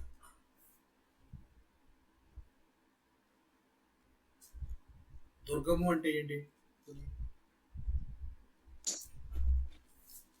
ముఖ్యమంది మనకి కాపలా, మనకి రక్షణ. కోట, శృంగము, కోట, దుర్గము అన్న ఒకటే అర్థాలు వస్తాయి. అంటే నా రాజ్యం ఏదైనా ఉంది అని అంటే అది దేవుడే. నా యొక్క కొండ ఏదైనా ఉంది అంటే అది దేవుడే. నా కోట ఏదైనా ఉంది అంటే అది దేవుడే. కోట అంటే జనరల్గా కోట అంటే పెద్దదయ్యి చాలా రకరకాల గదులుండి ఎంతోమంది మనుషులుండి రాజుకు సేవ చేసేవారు ఇంత ఉంటుంది. కానీ దావీదు మాత్రం ఏమంటున్నాడు? దావీదు మాత్రం అవన్నీ చెప్పట్లేదు. అవన్నీ నా కోటలు అంటలేదు, అవన్నీ నా శృంగములు అని అంటలేదు. ఆయన దేవుడే నా శృంగము, దేవుడే నా కోట. అంటే మనకు ఏదైనా ఉన్నతంగా మనం ఆలోచించాలి, ఉన్నతంగా నాకు ఉన్నది అని నువ్వు ఆలోచింపగలిగితే, ఒక క్రైస్తవుడిగా, ఒక విశ్వాసిగా నువ్వు ఆనందించాలి, అతిశయపడాలి అని అంటే అది ప్రభు అయిన క్రీస్తుని బట్టే అతిశయించాలి. ఇంత గొప్ప క్రీస్తు నాకు దేవుడిగా, విమోచకునిగా, పరిశుద్ధతనిచ్చేవానిగా, అలాగే నన్ను నీతిమంతునిగా తీర్చిదిద్దడానికి ఆయన శిలువకు కొట్టబడ్డాడు అన్న సంగతిని మనము జ్ఞాపకం చేసుకొని ఆనందపడాలి. అలా చేసుకొని ఆనందపడాలి. అప్పుడు అతిశయించాలి. మనం దానిని బట్టి అతిశయించాలి. అదే కొరింథీయులకు రాస్తూ 2వ పత్రికలోనూ కూడా పౌలు గారు మాట్లాడుతున్నాడు. 10వ అధ్యాయము 17వ వచనాన్ని గమనిద్దాం.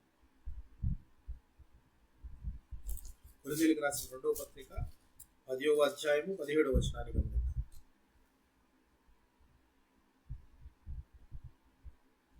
17వ వచనం. అతిశయించువాడు ప్రభువునందే అతిశయింపవలెను.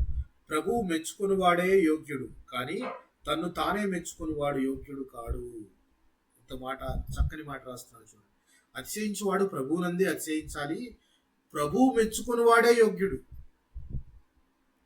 ప్రభువు మెచ్చుకునివాడే యోగ్యుడు, కానీ తన్ను తానే మెచ్చుకునివాడు యోగ్యుడు ఎలా అవుతాడు? తన్ను తానే మెచ్చుకున్న 2 రాజ్యాలను మనం చూసాం. ఏ రాజ్యాలు చెప్పండి? తన్ను తానే మెచ్చుకున్న 2 రాజ్యాలను చూసాం. ఇది దేవుని పని కాదు, ఇది కేవలం నా బలము, మా ఘనత అని అనుకున్న 2 రాజ్యాలను మనం చూసాం. ఏ 2 రాజ్యాలు అవి? అష్షూరు, బబులోను. అష్షూరు, బబులోను. అష్షూరు రాజేమో అలా అనుకుంటున్నాడు. ఏమని విగ్రహారాధికులైన ఈ రాజ్యాలన్నింటినీ నేను జయించాను కదా, షోమ్రోను జయించాను కదా, యెరూషలేము నాకు ఒక లెక్క అని ఈయన అనుకుంటున్నాడు. బబులోను రాజు ఏమనుకుంటున్నాడు? బబులోను రాజు ఇవన్నీ కూడా దేవుడు నా చేతికి అప్పగించాడు, ఇక నాకు లోకమంతా నాకు దాసోహమని బబులోను రాజు హృదయం ముందు కనిపిస్తున్నాడు. వారి అహంకారమును బట్టి దేవుడు వారిని అణిచివేస్తాడని యెషయా గారు తన గ్రంథంలో గ్రంథస్థానం చేశాడు. అంటే అతిశయం పొందేవాడు, అతిశయించేవాడు ఎప్పుడైనా నాశనం కాబడతాడు. తన్ను తానే మెచ్చుకున్నవాడు యోగ్యుడిగా ఎంచబడడు. యోగ్యుడిగా ఎప్పుడు ఎంచబడతాడు అని అంటే దేవుడు మెచ్చుకుంటే వాడు యోగ్యుడవుతాడు. దేవుడు మెచ్చుకుంటే యోగ్యుడవుతాడు. రాజు కావాలి అని అంటే రాజుగా సౌలుని ఇచ్చాడు దేవుడు. జనులు ఎన్నుకున్న రాజు సౌలు. దేవుడు ఎన్నుకున్న రాజు ఎవరు చెప్పండి? దావీదు. యోగ్యుడు ఎవరయ్యారు ఇప్పుడు? దావీదే యోగ్యుడయ్యాడు. ఎందుకని అంటే దేవుడు మెచ్చుకున్నవాడే యోగ్యుడు, కానీ నాకు నేనే గొప్పవాడిని అని అనుకునేవాడు యోగ్యుడు ఎప్పటికీ కాలేడు. అందుకే దావీదు గారు కూడా తన కీర్తనలో ఆ మాటలు రాశారు. ఒకసారి చూద్దాం. కీర్తనల గ్రంథం 37వ కీర్తన 4వ వచనాన్ని గమనిద్దాం.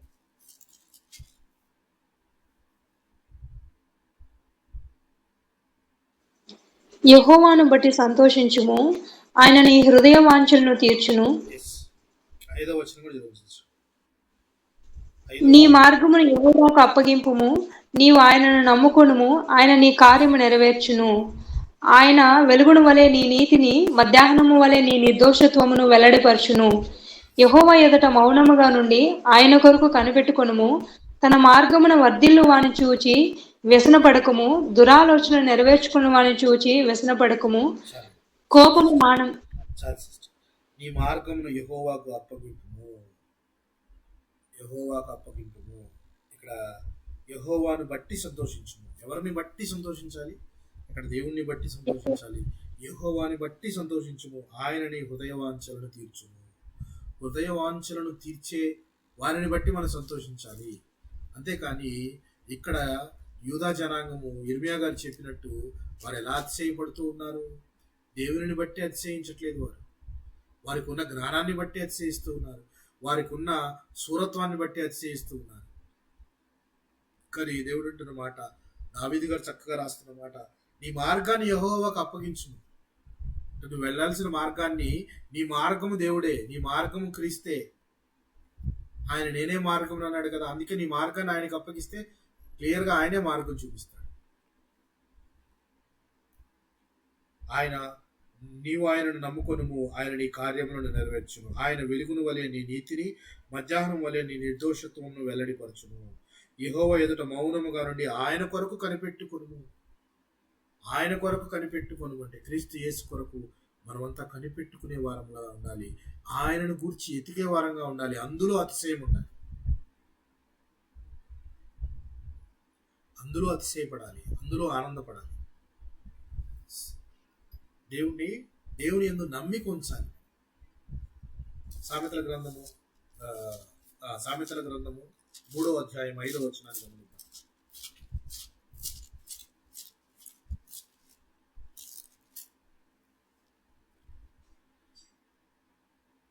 3వ అధ్యాయం 5వ వచనాన్ని గమనిద్దాం. నీ స్వబుద్ధిని ఆధారము చేసుకొనక నీ పూర్ణ హృదయంతో యెహోవా యందు నమ్మకముంచుము. నీ ప్రవర్తన అంతటి యందు ఆయన అధికారమునకు ఒప్పుకొనుము. అప్పుడు ఆయన నీ త్రోవలను సరళము చేయును. నీ పూర్ణ హృదయంతో యెహోవా యందు నమ్మిక ఉంచుము. Trust in the Lord. దేవుని యందు నమ్మిక ఉంచాలి. నీ మార్గాన్ని ఆయనకు అప్పగించాలి. నీ యొక్క శక్తి, నీ యొక్క బలము, నీ యొక్క జ్ఞానము ప్రతిదీ ఆయన యందు, ప్రభు అయిన క్రీస్తునందు గుప్తమై ఉన్నదని మనం ఎరగాలి. ఎలాగూ అపోస్తలుడైన పౌలు ఫిలిప్పీలకు రాసిన పత్రికలో అంటూ ఉన్నాడు, నాకు అతిశయించడానికి కారణం ఏదైనా ఉన్నది అని అంటే అది ప్రభు అయిన యేసుక్రీస్తే. ఆయన యేసుక్రీస్తును నమ్మటమే నాకు లాభకరమైనది, మిగిలినవన్నీ కూడా నష్టపరిచేవే అని ఆయన సమస్తాన్ని పెంటతో సమానంగా భావించాడు.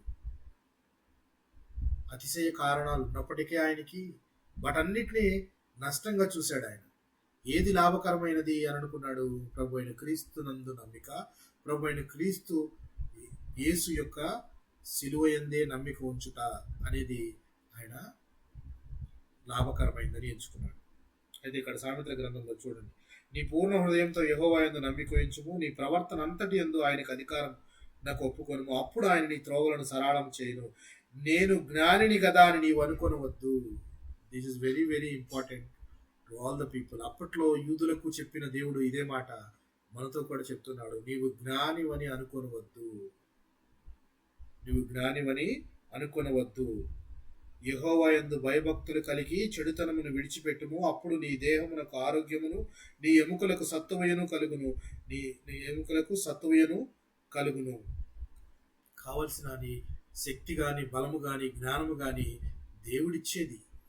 అంతేకాని మన స్వబుద్ధిని ఆధారం చేసుకొని మనము గొప్పతనం అని ఫీల్ అవ్వకూడదు. అలా గొప్పతనం కనుక ఫీల్ అయితే, ఈ లోక జ్ఞానం నాకు చాలా ఉంది అని కనుక నువ్వు ఫీల్ అయితే, బైబిల్ ప్రకారం నువ్వు అజ్ఞానివి. నేను జ్ఞానిని అని నువ్వు కనుక ఫీల్ అయితే నువ్వు అజ్ఞానివి అని లేఖనాలు చెప్తున్నాయి. సో ఇక్కడ దేవుడు అంటున్న మాట, ఈ మార్గాన్ని దేవుడికి అప్పగించు. పూర్తిగా surrender your self to God. నువ్వు పూర్తిగా పూర్ణ హృదయంతో, పూర్ణాత్మతో దేవుడిని ఆరాధించాలి. క్రీస్తు యేసును నువ్వు వెతుకుతున్నావా? ముందు ఆయన రాజ్యమును, ఆయన నీతిని వెతకాలి. అప్పుడు నువ్వు యోగ్యుడిగా ఎంచబడతావు. అప్పుడు దేవుడు ఆనందిస్తాడు. నువ్వు అతిశయపడి ఆనందించే నీ యొక్క ధైర్యంలోనూ కానీ లేక ధనంలోనూ కానీ ఏం లేదు. కానీ నువ్వు అనుసరించి దేవుడిని వెతుకుటలో దేవుడు నిన్ను ఆనందిస్తాడు. మత్తయి సువార్త 6వ అధ్యాయము 33వ వచనము చదువుకొని ముగించుకుందాం. మత్తయి సువార్త 6వ అధ్యాయం 33వ వచనం.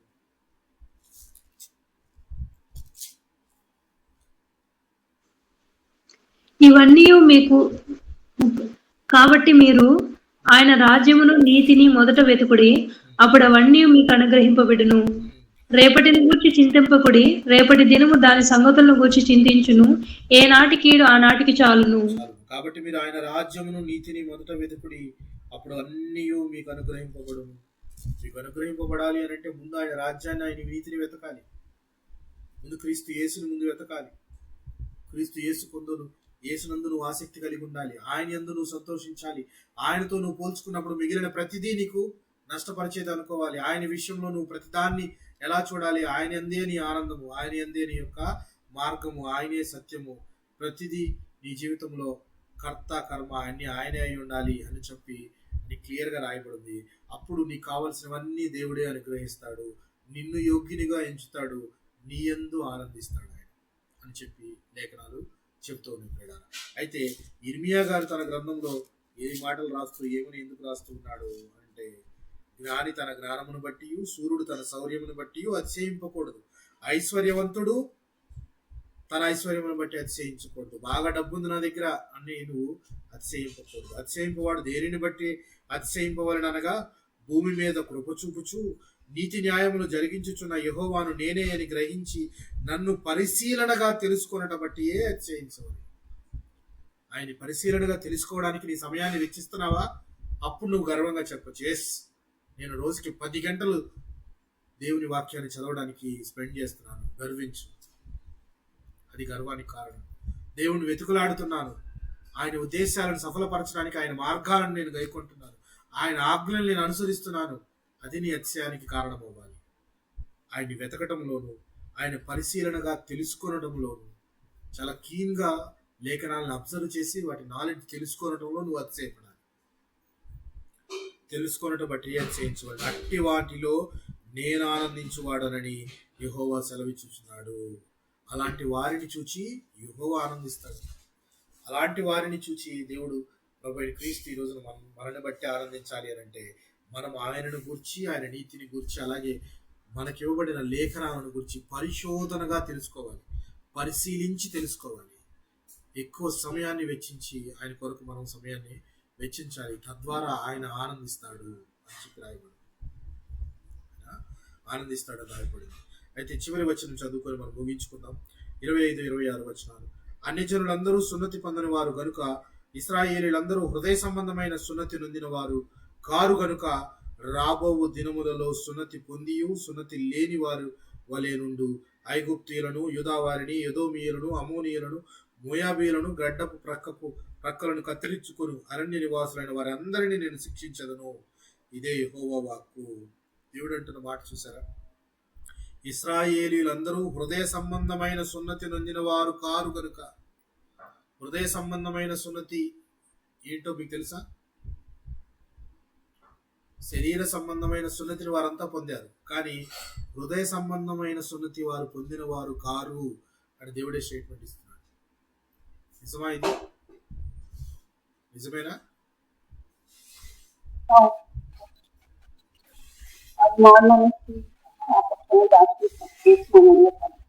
సిస్టర్ వినపట్లేదు సిస్టర్. మనస్సు సాపేక్షం ఏసునామంలో అది పొందలేదు. అలాగని కాదు సిస్టర్. హృదయ సంబంధమైన సున్నతి అంటే వీరు శరీర సంబంధమైన సున్నతికి ఇంపార్టెన్స్ ఇస్తున్నారు, కానీ అసలు హృదయ సంబంధమైన సున్నతి అనేది ఏంటి అనంటే, ముందు సున్నతి అనంటే హృదయానికి అడ్డుగా ఉండే పొరను తొలగించుకోవాలి. దేవునికి నీకు మధ్య ఉన్న హృదయములో ఉండే అడ్డపొరను చీల్చుకొని తీసేసి నువ్వు దేవునికి దగ్గర అవ్వాలి. దేవునికి పూర్తిగా నువ్వు దగ్గర అయ్యి నువ్వు దేవునికి సరెండర్ చేసుకోవాలనే విషయాన్ని మర్చిపోతున్నారు వీళ్ళు. ఎవరు? ఈ యొక్క యూదా ప్రజలు కానీ ఇశ్రాయేలీలు కానీ అసలు దానిని మర్చిపోయి సున్నతి పొందామని గొప్పగా చెప్పుకుంటున్నారు. అసలు సున్నతి అనేది హృదయ సంబంధమైనది. అది దేవుడు ఒక నిబంధనగా ఇచ్చాడు. నిబంధన ఇవ్వడానికి దాన్ని వీరు గర్వంగా ఫీల్ అవుతున్నారు, కానీ హృదయ సంబంధమైన సున్నతిని పొందలేదు మీరు. హృదయ సంబంధమైన సున్నతిని పొందలేదు వీరు అని చెప్తున్నారు. అంటే ముందు నీ హృదయానికి అడ్డంగా ఉన్న పొర అయితే తొలగలేదు కానీ మార్క్ అయితే వేసుకున్నావు. మార్క్ వేసుకున్నావు నేను సున్నతి పొందాను అని. కానీ దేవునికి నీకు మధ్య ఉన్న ఆ ఏదైతే ఉందో ఆ డిస్టర్బెన్స్ కానీ ఆ ఇదిని నువ్వు పూర్తిగా దూరం చేయకుండానే నేను సున్నతి పొందానని ఈ ఇశ్రాయేలీయులంతా కూడా డొప్పులు కొట్టుకుంటూ ఉన్నారు, గొప్పవారం అన్నట్టు. అలాంటి వారిని అందరినీ నేను నాశనం చేస్తాను అని చెప్పి దేవుడు చెప్తున్నాడు. సో సున్నతి అనేది నేను ఇంతకుముందు కూడా చెప్పాను, హృదయ సున్నతి అనే లెసన్లో చెప్పాను మీకు. ద్వితీయోపదేశ కాండంలోనే మోషే గారే చెప్తాడు, హృదయ ఛేదన సంస్కారము అనేది అంటే హృదయానికి సంబంధించింది సున్నతి అనేది. అంతేగాని శరీరంలో మనం ఏదో ఒక శరీరంలో ఒక ప్రదేశంలో చర్మాన్ని కట్ చేయటము సున్నతి అని ఫీల్ అవుతున్నారు కదా.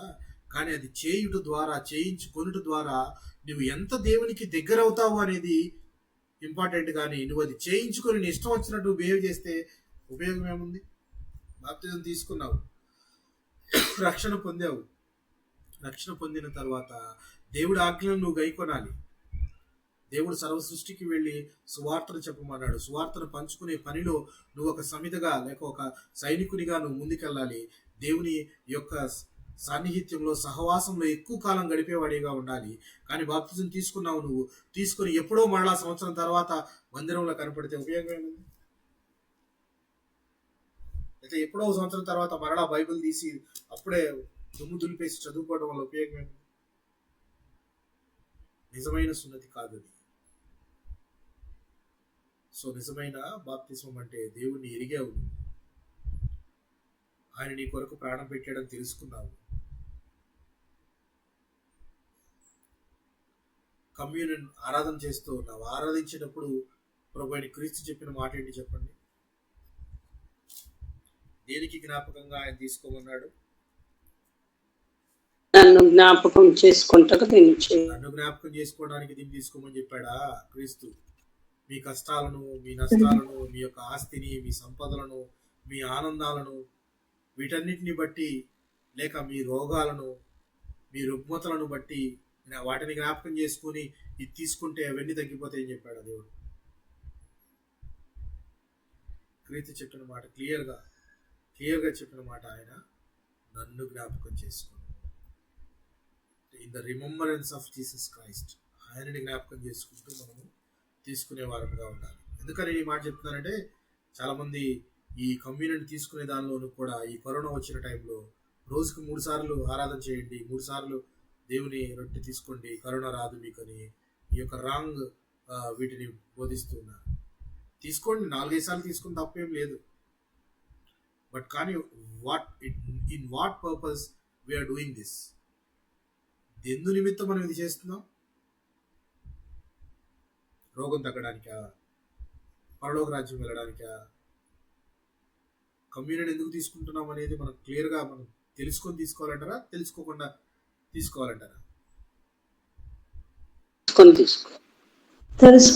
అలా తెలుసుకోకుండా తీసుకుంటే ఏమవుతుంది?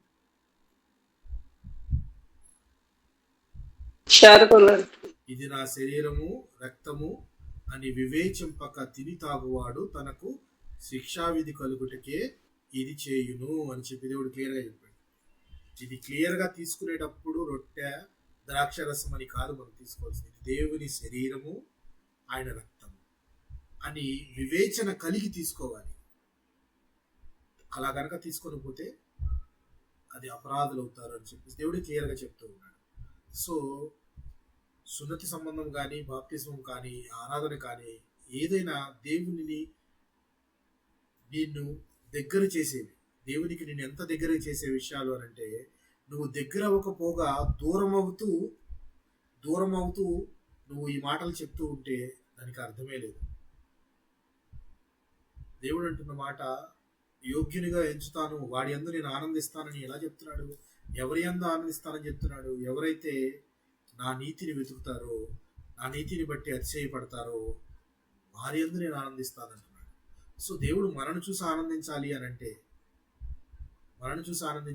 మనం క్రీస్తుని వెతికే వారంగా ఉండాలి. అలాగే ఆయన మార్గాలను మనము గైకొనే ఆజ్ఞలను గైకొనే వారముగా ఉండాలి ప్రియులారా. ఇక్కడ యూదులైతే పూర్తిగా దారి తప్పిపోయారు. ధర్మశాస్త్రాన్ని విసర్జించారు, దేవుడి మాటలను గైకొనడం మానేశారు. అందుకే దేవుడు చెప్తున్న మాట, ఏ ఉగ్రత రాబో తీసుకొస్తున్నాడు, యెరూషలేమును పాడు దిబ్బగాను నక్కలు తిరిగే ప్రదేశముగాను మొత్తము పట్టణమంతా కాల్చివేయబడినట్లుగా ఉగ్రతను తీసుకొని రాబోతున్నాడు అని చెప్పి ఇర్మియా గారితో చెప్తున్నాడు. దానికి కారణం కూడా చెప్తున్నారు, మీరు మీ పితరుల వలె బయలుదేవతా విగ్రహాలను పెట్టుకొని అసహ్యంగా మీరు విగ్రహారాధన చేశారు అని చెప్తూ దేవుడు అంటున్న మాట, మీ యొక్క కుమార్తెలకు రోదన చేయుట నేర్పుడి, అంగలార్పు విద్యను నేర్పుడి అని చెప్పి దేవుడు చెప్తున్నమాట.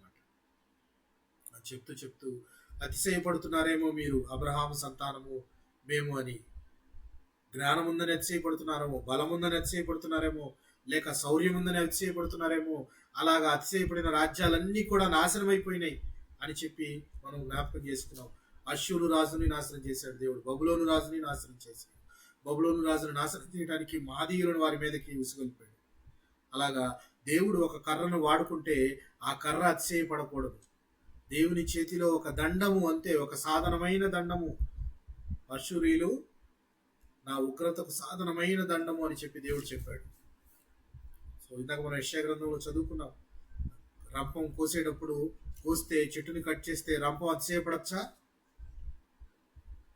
గొడ్డలితో చెట్టుని నరికితే గొడ్డలు అతిశయపడచ్చా? గర్వించచ్చా?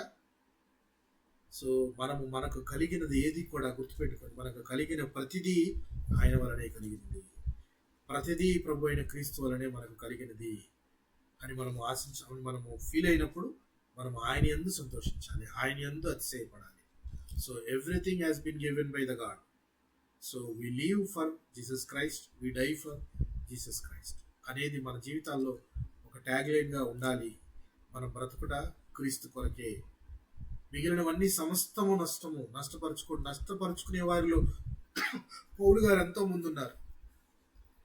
ఎన్ని నష్టపరుచుకున్నాడు ఆయన! గొప్ప జ్ఞానవంతుడు, యూదులో పుట్టాడు, బెన్యామీను గోత్రము, పరిసయ్యుల తెగ చెందినవాడు, మంచి ధర్మశాస్త్రాన్ని చదువుకున్నాడు, సంఘంలో ఒక స్టేటస్ ఉంది. ఇవన్నీ వదిలేసుకున్నాడు. ఇవన్నీ కాదని చెప్పేసి ఎక్కడో ఏయో ప్రదేశాల్లో తిరుగుతూ క్రీస్తుని ప్రకటిస్తూ రకరకాల శిక్షలు అనుభవిస్తూ, కొరడా దెబ్బలు, ఎన్నిసార్లు విపరీతమైన శిక్షలను అనుభవిస్తూ క్రీస్తుని ప్రకటించడం మాత్రము మానలేదు. ఆ ఆయన పరుగును ఆపలేదు, పరుగును పరిగెడుతూనే ఉన్నాడు. మనం కూడా క్రీస్తు విషయంలో పరిగెట్టే వారంగా ఉండాలి, ఆయన వెతికే వారంగా ఉండాలి. దేన్ని బట్టి మనం గర్వపడకూడదు. గర్విస్తే కేవలము, అతిశయపడితే క్రీస్తుని బట్టి అతిశయించాలి. Yes, Jesus Christ is there for me, we're all Christians. Christians అంటే ఏంటి అని అనుకున్నప్పుడు ఒక మతము కాదు, ఒక తెగ కాదు. One who follow Jesus Christ is a Christian. That is very very clear. ఆయన ఎవరైతే ఫాలో అవుతారో వాళ్ళందరూ కూడా క్రిస్టియన్స్.